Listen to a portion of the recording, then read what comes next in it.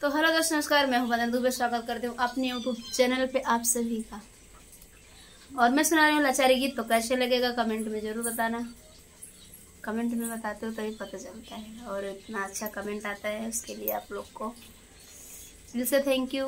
बदन दुबे की तरफ से दिल से प्रणाम। इतना प्यार सपोर्ट करने के लिए बहुत बहुत धन्यवाद आप सबका।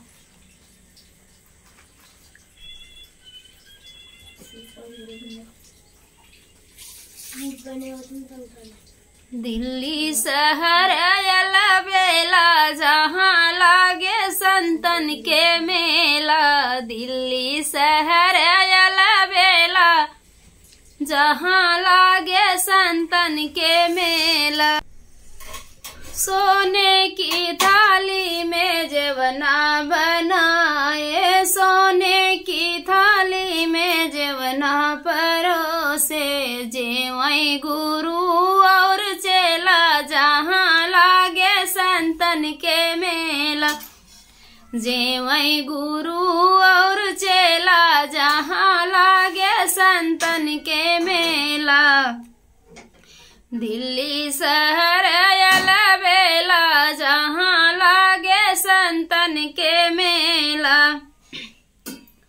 हमहू गुरु जी मिली गेड़ुला बनाए, हमहू गुरु जी मिली गेड़ुला बनाए। घोटई गुरु और चेला, जहाँ लागे संतन के मेला।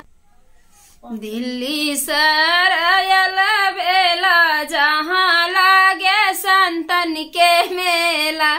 हमहू गुरु जी मिली बिरवा बनाए, हमहू गुरु जी मिली बिरवा जोराए।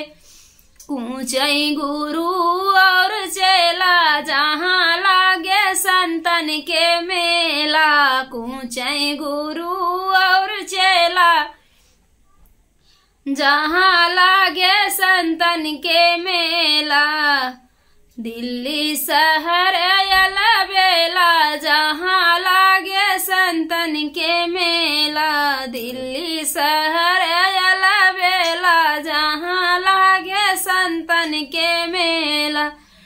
फूला हमहू गुरु जी मिली से जिया दसाए। फूला ही चुनी चुनी से जा लगाए। सोई गुरु और चेला, जहाँ लागे